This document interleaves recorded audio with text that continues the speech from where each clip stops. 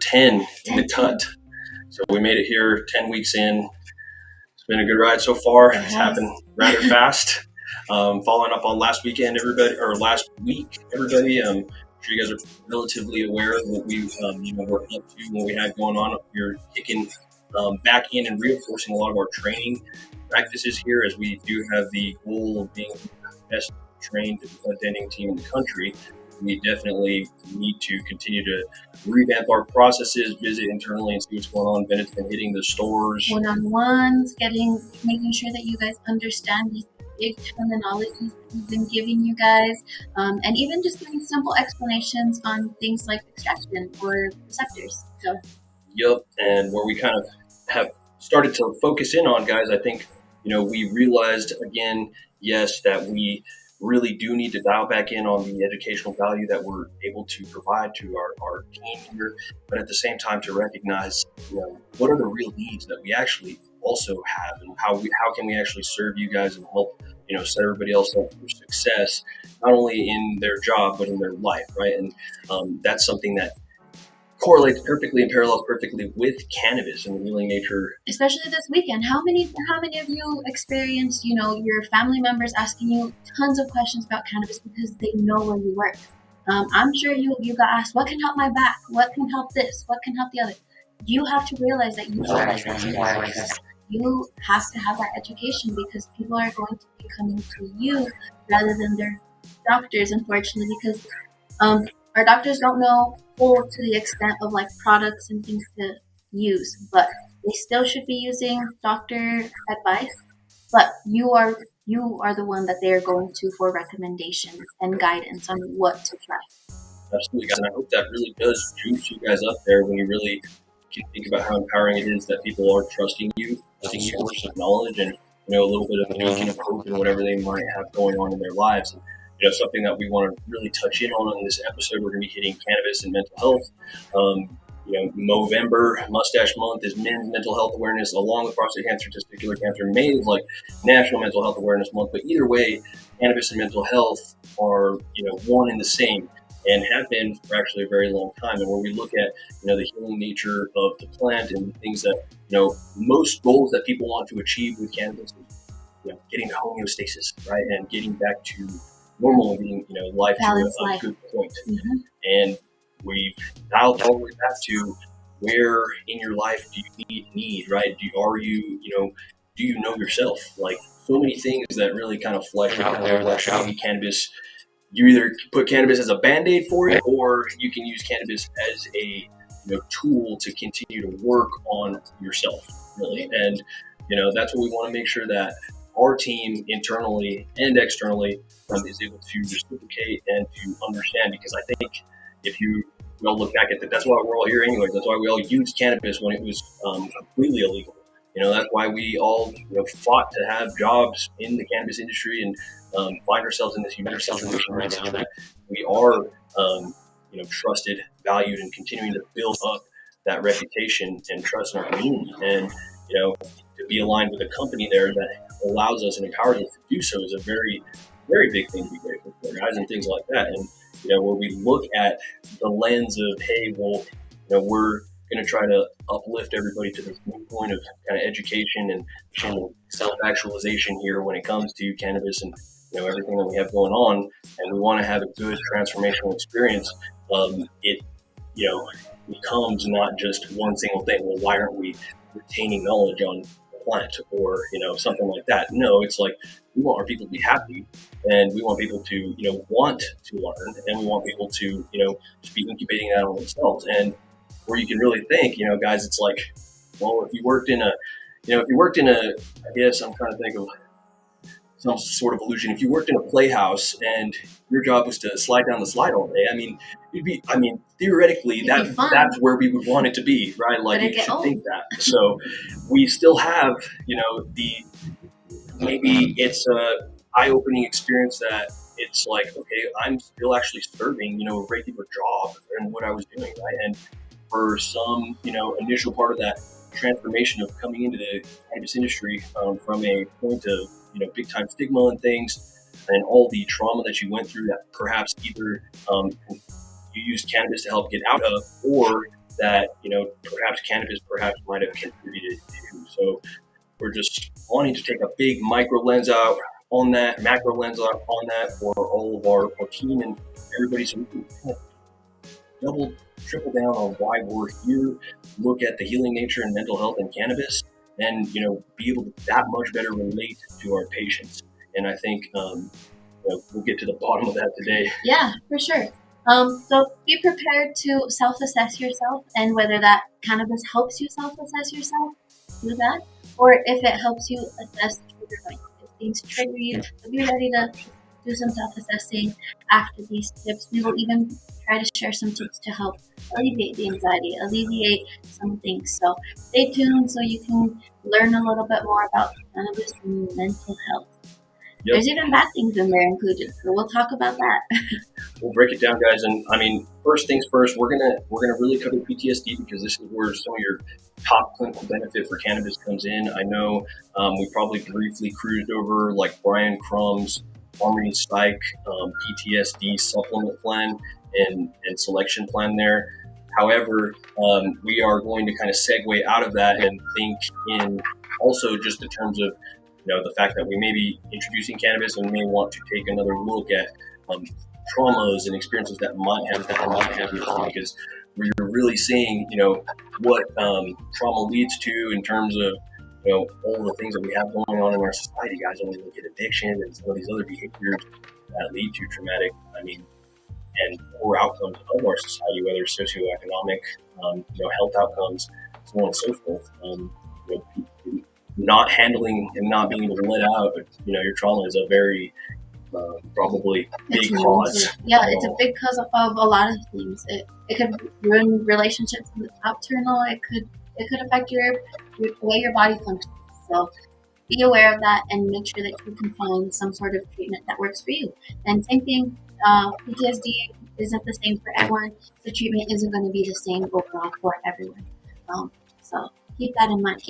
And guys, so we're going to give you a little bit of a breakdown here from Dr. Dustin Sulak's post-traumatic stress disorder management for cannabis and all the things that he's doing in his integrate health services over in Maine, other side of the country. But, very interesting there, because when we're talking about PTSD, some people's innate healing systems can help them fully recover. So maybe, some people can self-soothe, figure it out mentally and physically, right? But other people, really do experience the prolonged state of suffering, defined as, symptoms and impairments called post-traumatic stress lasting for 1 month, meaning PTSD.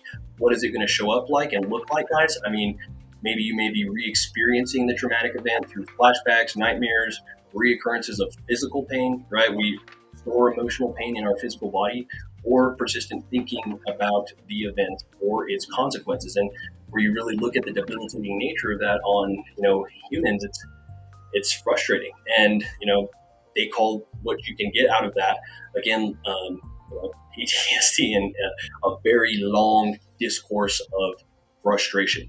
So again, where you think some people want to avoid reminders of the trauma and their lives become smaller and smaller. So you don't want to go out in the world if you're trying to avoid. Some people have trouble remembering or thinking clearly about the traumatic event as if their subconscious minds are avoiding those traumatic thoughts, which truly need to be addressed and processed if the person is healed. Perfect situation, right? I think is probably maybe one of the more common ones, divorce or breakup. And, personally, I've had bad ones in business and bad ones in, just real life, personal right? life. End of an engagement before, I have the wonderful woman I'm with now and child that we have. But, before that, I thought it was breaking me for whatever reason. I guess for whatever reason, I'm susceptible to, I guess that form of attachment, or just not being able to realize things and let go and liberate, right? And I can, take a deep look in the retro, but being able to anticipate that and have foresight about that for myself and be a master processor there, I mean, that's still something I'm working on. But again, where do you acknowledge that? How do you zoom out of that, right? Cannabis can be one of those things to help you pull yourself out of a situation so you can thus let that kind of stuff out. I mean, I definitely relate to that for sure too. You can avoid getting back into a relationship, getting back into partnerships, whether it be business partnerships or a personal partnership. You can avoid all that because of what you went through with that previous one.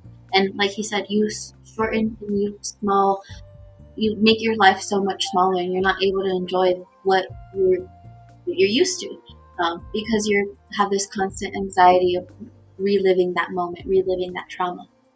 And exactly, check it out, guys. We'll expand a little more. We all have an autonomic nervous system. It controls all the bodily functions that you don't think about, like breathing, circulation, digestion, a lot more.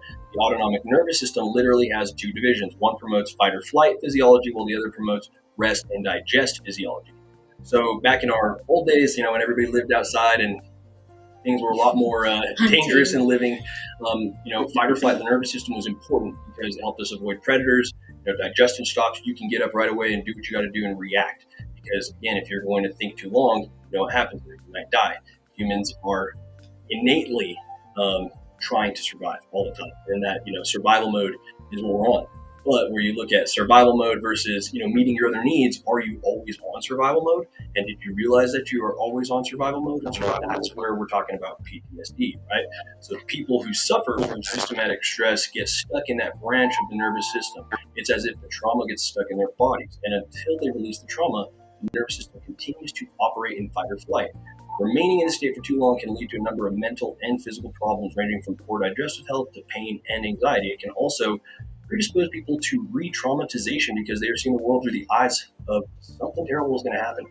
So we look at that, guys. I mean, it's frustrating, but maybe it even makes you think deep down, like, crap, like, what are these things that I'm not letting go of? Or maybe you're already getting a flashback. It's like maybe you got a face of someone you really, have struggled with, or, a recurrent memory or a feeling, right? So maybe just even, thinking about that brings out those thoughts, but it's okay. And I think for us, we should really consider the tool that we do have, cannabis, to be able to zoom out and try to process that a little bit differently, and try to take advantage of how we can learn. Because again, we've survived and we are okay. But getting your body to do that so it can get out of flight or flight is going to be hard. And at the same time, you're going to have to acknowledge the fact that you're separated from the old trauma, right? From something that was in the past. And if your body continues to perceive itself in that situation, you're always going to be out of that state. And if cannabis is a thing that you can use to slowly turn it off, but if that's all you're doing to address the situation, again, just a band-aid, and it's going to come back, and it's going to keep coming back. So we want to help empower our team, in-house, to find that within them. And I think we try to look deep down at the fact that you get to work in the cannabis industry and get to really start to apply these things and to learn them. Hopefully that we can help, meet everybody's real needs. And, whether that's something that's going on right at home or whatever it may be, right? It's all very important. And so I have something here, something to share with you. This one is, it's a business book. It's called The Next 5 Moves by Patrick Bet-David. But part of this, in terms of his business advice, I think is very interesting in terms of the foresight, because a lot of us realize that, we get anxious by things that we can't control, especially if you're only thinking, right, one move ahead, right? If you only are in control of one thing and you can't, see beyond that. But I like some of these charts here because you're looking at, right, the 4 levels of life. Are you in survival mode?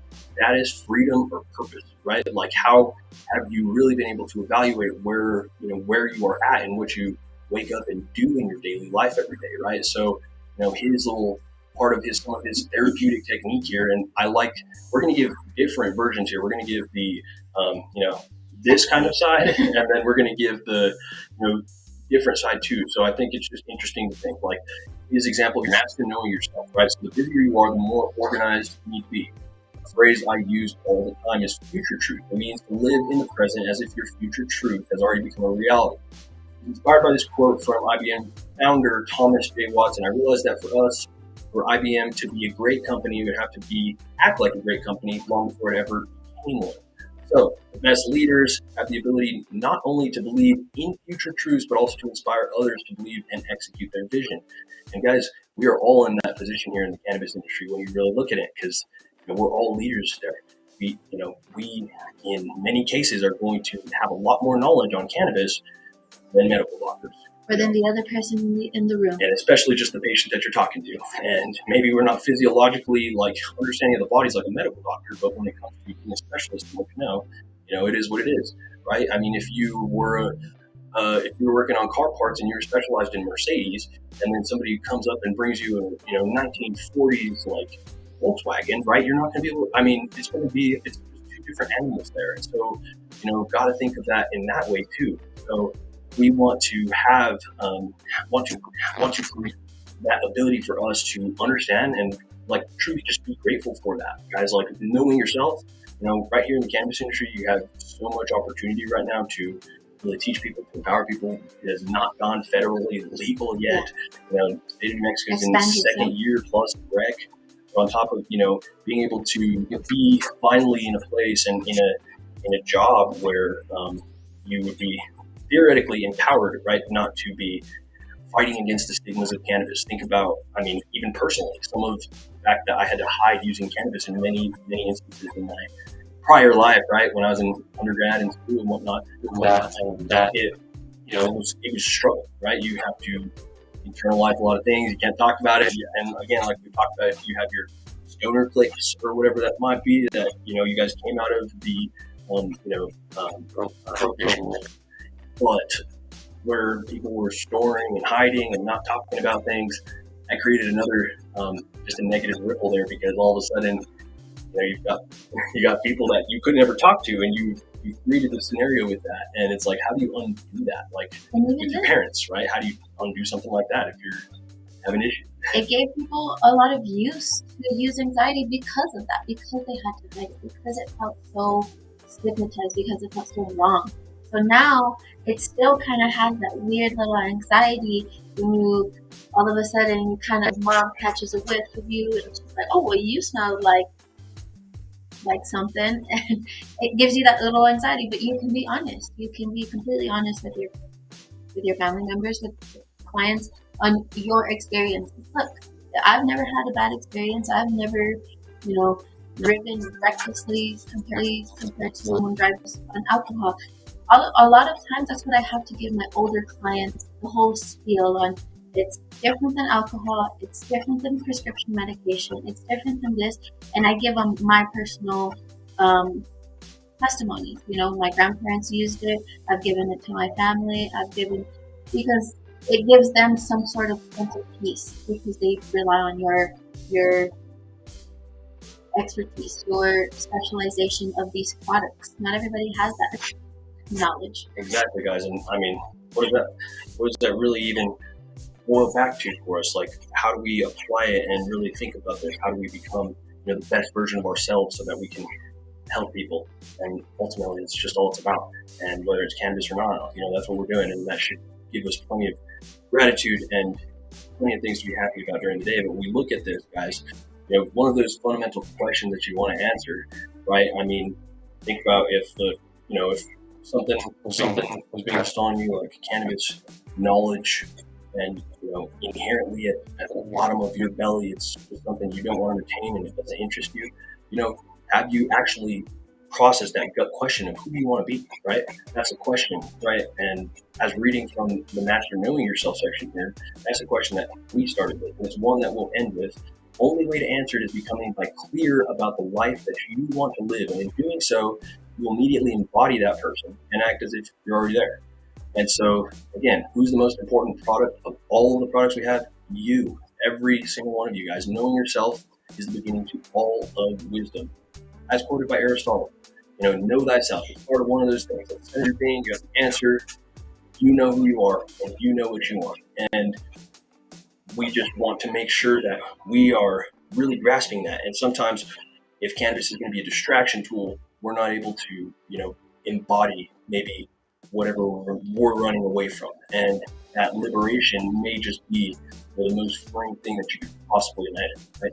So I know it sounds very cliche to some degree, but I hope that it can be a little therapeutic as well when you guys think about this. So we got to start somewhere. And with mental health, you have to start with yourself and assessing yourself. And perfectly how he mentioned, if cannabis is going to be a distraction for that healing purpose, that's one step of assessing yourself that cannabis is or is not going to be helping you in your mental health journey.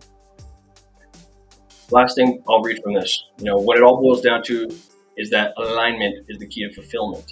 Keep these things in mind. So your vision must align with who you want to be. Your choices must align with your vision. Your effort must align with the size of your vision. Your behavior must align with your values and your principles. We start by breaking down the drive into 4 categories: advancement, madness, individuality, and purpose. Very interesting there. And not everybody has to be some tycoon-driven person. Not everybody has to be, a stay-at-home person. It doesn't have to. You can be whoever you gotta be to be you. And that's the part there, is that you have to actually take that time to evaluate, to look at it. What is, actually too much in your life, or what is having a hard time to process? What are you not releasing? What is stored there that may, be leaking out into every other part of your life, right? We look at our lives and our container, right? To give and receive things like love, and right, can you do it properly if you're leaky, right? Can you take an evaluation on your own container there and realize, hey, well, maybe I put myself in too big of a box. Maybe I need to shorten the box here and we can have a better look, or whatever that's got to be. But that's, I think, kind of where we can use cannabis as a displacement tool to start fleshing that out. Because once you can remove yourself emotionally from those ties, which cannabis has that ability to do, really removing yourself out of a perception of something in the past or something before, all of a sudden, we're experiencing the benefit, and we can help people tap into that too. Our patients, our community, the whole thing. And this isn't try to just get off of SSRIs tomorrow or whatever that would be. This is just me. This is just you, the best you that you can. And I think that's where we want to hit. So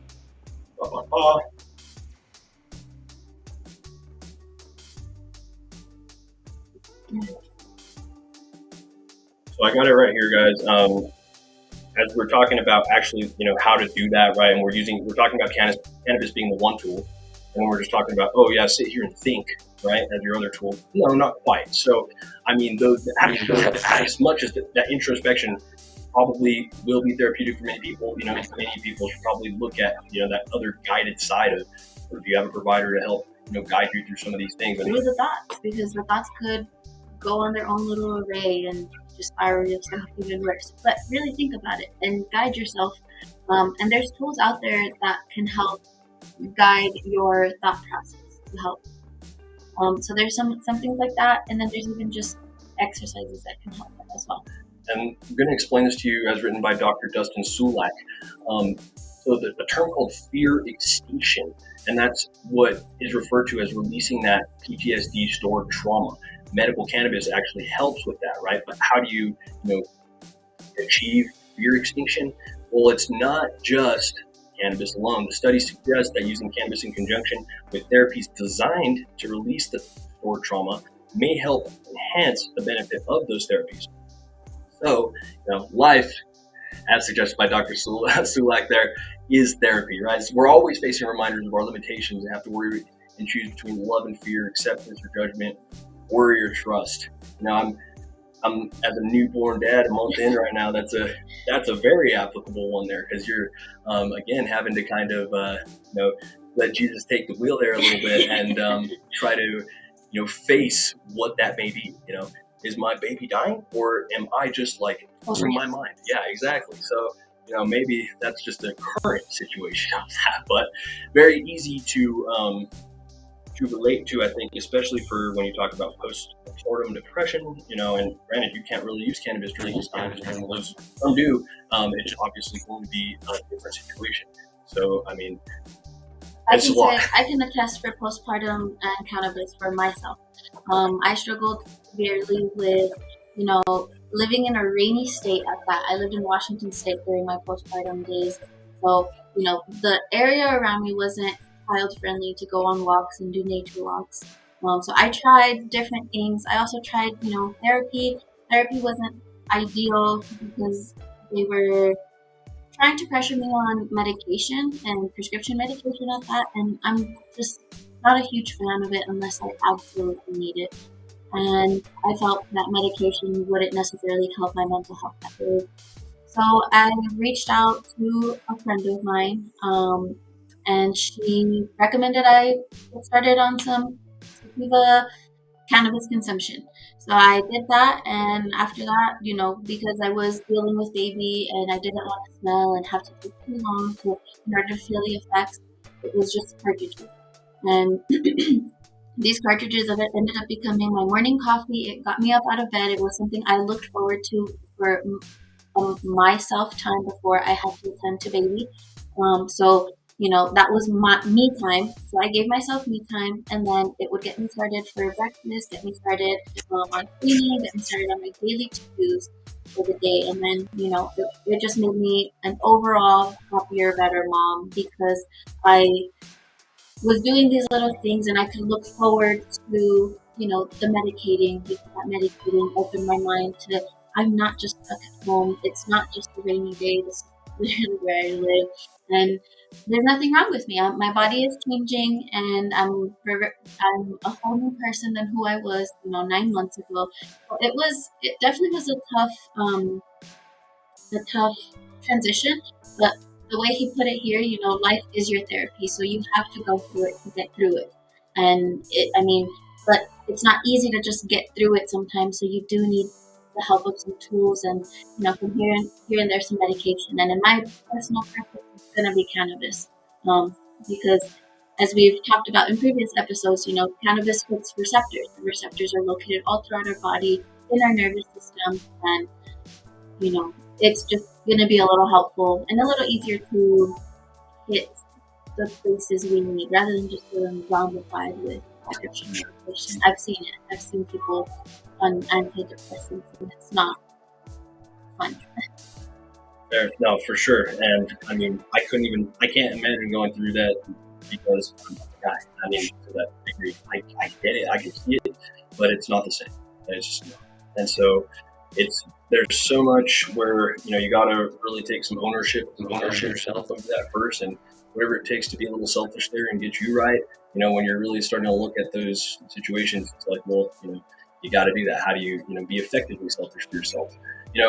But in terms of this processing, I'm sorry, I forgot. I'm going to have to share you guys the mastering the ability to reason part, because that's what I did want to allude to as well. So from Patrick David's deal here, very philosophical.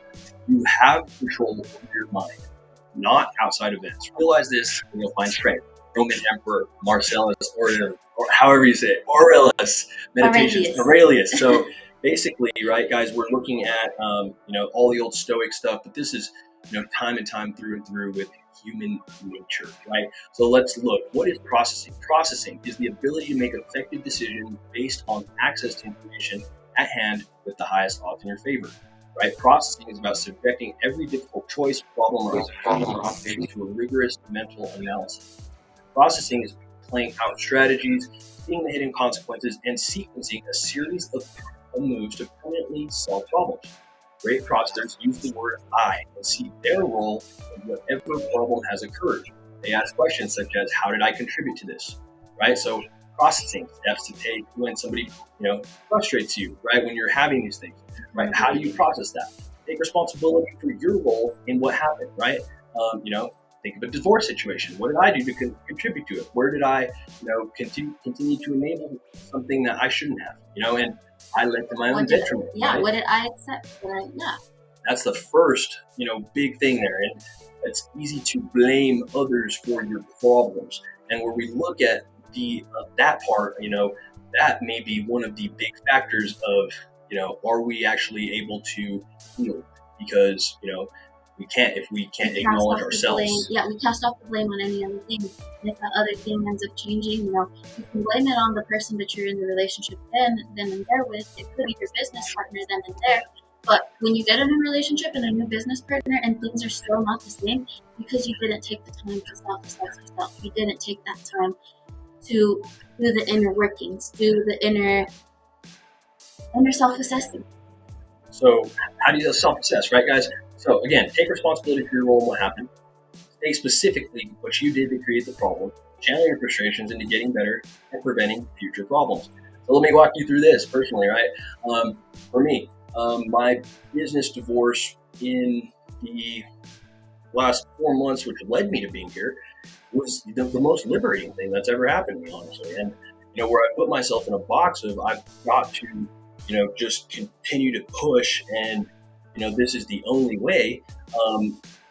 I led myself of, driving a business to a good point, but at the same time, burning myself out and not necessarily being able to think properly and align the way I needed to do. So I think, at least a little bit outside of those edges, you know, pulling myself out of a situation and seeing how did I create the problem? And I created the problem by not acknowledging, my role in the situation, which was, you have to sometimes have the ability to say no, right? You have to sometimes be able to really be honest about your feelings and what you need, right? And if your needs are not someone else's needs, how do you actually truly navigate that properly without ego, without some of these other things?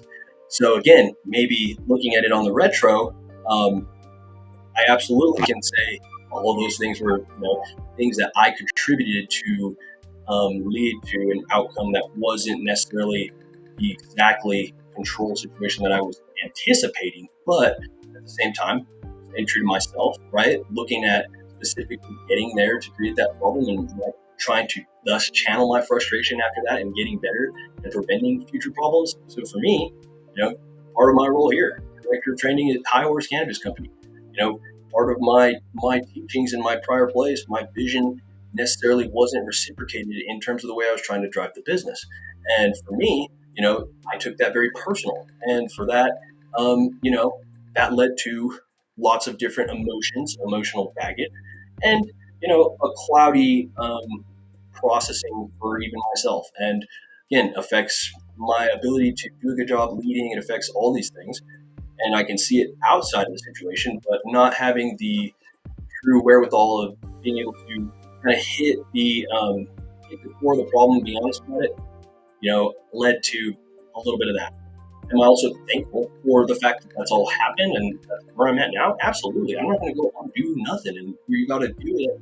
Look at that as, hey, well, everything happens for a reason, right? And that's part of life. And that's Even if that's you don't very see important. what the reason is at that time, the reason will unveil itself in the future.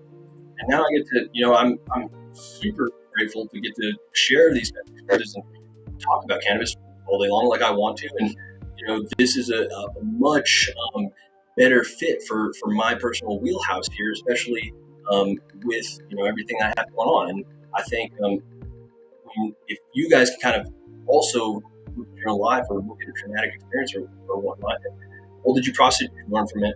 Maybe someone passed away, or maybe a business divorce, or maybe a divorce, or maybe, I don't know, loss of somebody in some regard. A lot of that is we're going to get that, or just not being involved, being ignored, right? Some of that can lead to it. But again, we can look at how we're extending or decreasing the lifespan of the crisis, right? So again, now the next time that you come out at a situation and you get into a business deal, I've got different strategies, right? I've got a different level of poise.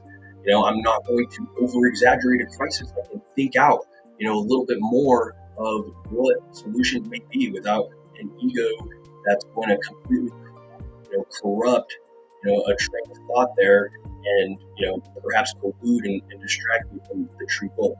And again, time is a very finite resource. So why are we going to spend time wasting time on things that, when we should just get to the problem? So cannabis, again, great place to displace yourself and to take that time to see things and to thus try to, literally forecast out what the situation is. There is moves that need to be made down in the future line. Great. But again, you're not going to just react to one specific thing. And I think in terms of the way we manage stress, the way we manage PTSD, and some of that, I like that application there because, it's a breakdown. We're all processors, right? And again, where you look at the cause of a lot of anxiety is just by not doing something that, you need to do, you need to do. And for whatever reason, we have this procrastination symptom that puts us in these places, and then we get anxious about something like that, right? So how do you break those cycles within yourself? And, are you compounding different types of those anxious cycles? Are you living in like 3 or 4 different of them right now? Maybe sometimes it happens. Sometimes that's okay. And it's okay to realize that. But hey, can you use cannabis therapeutically to displace yourself and try to acknowledge that and look at those Other ways to get out of it, absolutely. What I'm wanting to acknowledge here is, yes, traditional psychotherapy may be helpful in conjunction with cannabis, but Dr. Dustin Sulak has been particularly impressed with a little bit of a faster and superior healing method here. And granted, a little bit is stuff that we've already heard before, but you can do it at home. Yeah, this is literally stuff you can do at home, and we'll give you guys an example here, examples of these, and just to think about that point, and again, maybe other directive therapy by the medical practitioners can perhaps really enhance that. But being open to it, looking at it, anyways. Eye movement desensitization and reprocessing, otherwise known as EMDR. We'll give you guys a little demo of that here. Emotional freedom technique, or meridian tapping.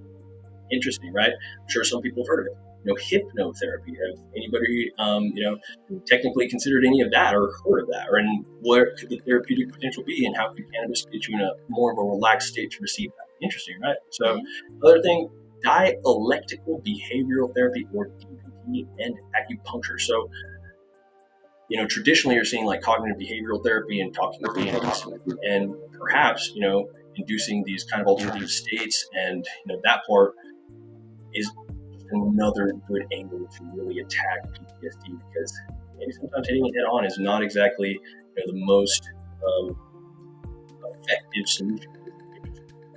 Reoccur something that you don't want, and we're trying to get people to fear extinction and just be aware of that concept. So again, today's episode has really been about PTSD and cannabis and mental health.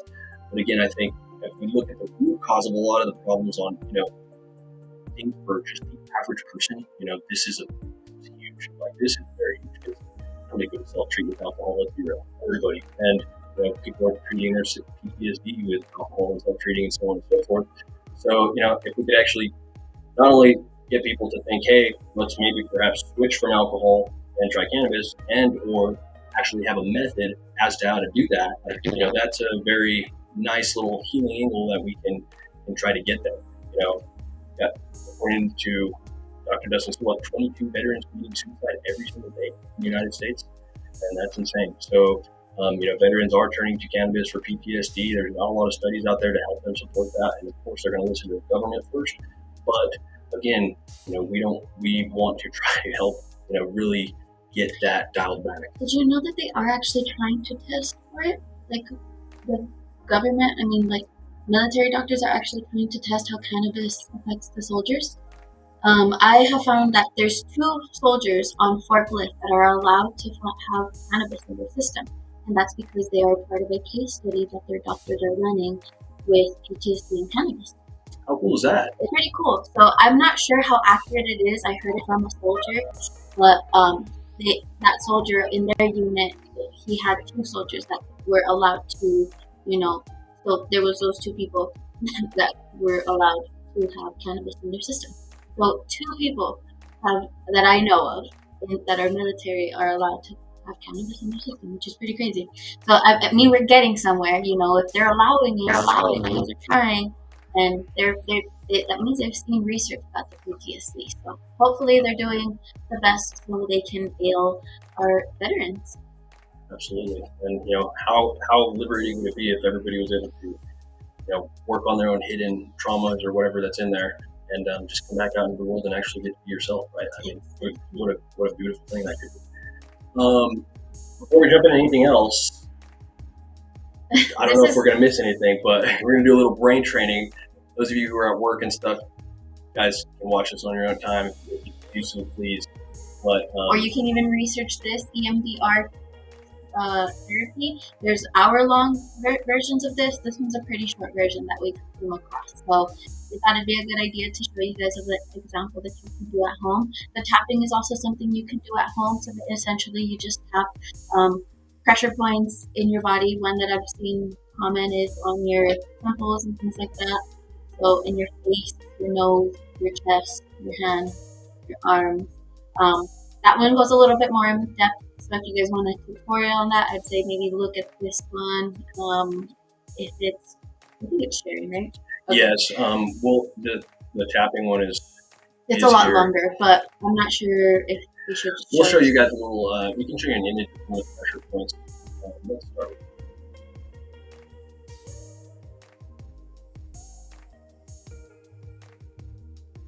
Perfect. And so typically you just want to have, a soft touch, and it's 2 fingers, and you just tap. Tap the collarbone, under the nose. This one's a good one. Around the eyes, the temple, the crown. And a lot of it, I think you either go down in a downward motion or upward motion. I'm not too sure on the. So from here, this is stating using 2 or 3 fingertips to tap on each of the following meridian points in order. So coming from all the way around, gently and quickly from 6 to 10 times as you tap. Say your full emotional focus sentence out loud. Wow. So, very interesting. That's pretty cool. And after you've completed tapping all points, take a moment to reevaluate your emotional state. If you are still intensely or moderately stressed or upset, repeat it 2 more times until your emotions are controlled. Repeat. You guys see me walking around. Exactly, and we'll share this with you guys too in our group chat as well. Just interesting complementary approaches to cannabis, and where being able to manage your own self and think about being able to dial back out of fight or flight response and give your body that break. I mean, and actually get there, even if you can just get through that first time. Like, wow, that's great. So yeah, where we want to get.